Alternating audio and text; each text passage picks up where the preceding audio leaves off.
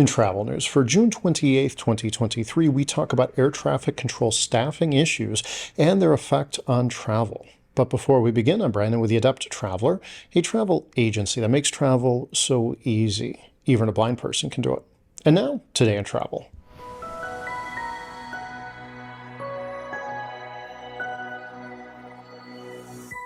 Amid an anticipated surge in summer air travel, United States air traffic control facilities are grappling with significant staffing challenges, according to a recent government audit.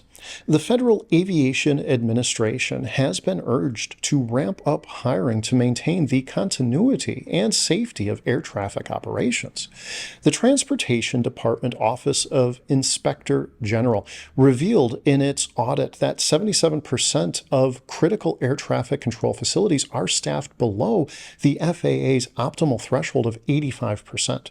This staffing inadequacy poses potential risks to air traffic operations, especially in the peak travel season. Notably, the U.S. airlines are forecasting record air travel numbers this summer.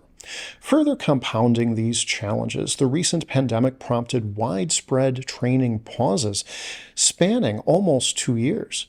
This situation has considerably increased controller certification times. Consequently, the FAA cannot guarantee the successful training of a sufficient number of controllers in the immediate future.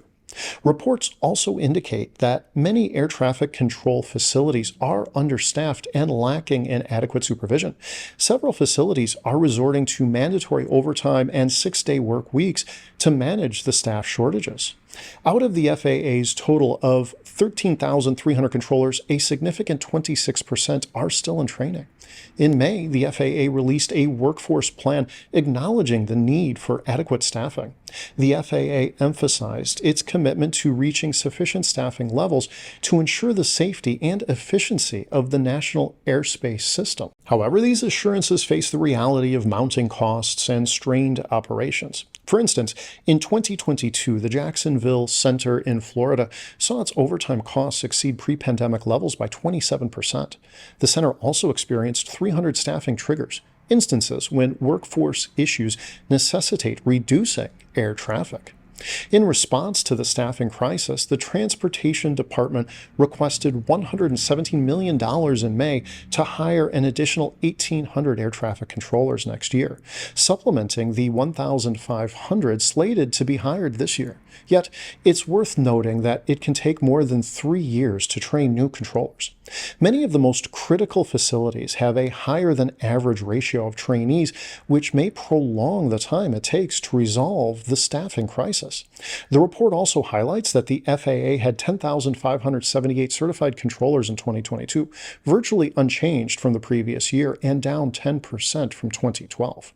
To add to these complexities, in March, the FAA agreed to requests from Delta Airlines and United Airlines to return up to 10% of summer slots and flight timings at busy New York JFK, LaGuardia, Newark, and Washington National airports due to air traffic control shortages. Last summer, air traffic control staffing issues were a factor in delays of 41,498 flights from New York Airport. As the summer travel season heats up, it's imperative for the FAA and the U.S. government to accelerate efforts to address these staffing challenges. Failure to do so could lead to widespread disruptions, threatening the recovery of the country's aviation industry and potentially impacting travelers' plans and confidence. Today in Travel is brought to you by the Adept Traveler, a travel agency that specializes in making travel easier for everyone, from the novice to the expert, from the able-bodied to the disabled traveler. Everybody deserves to travel better. Until next time, travel well, my friends.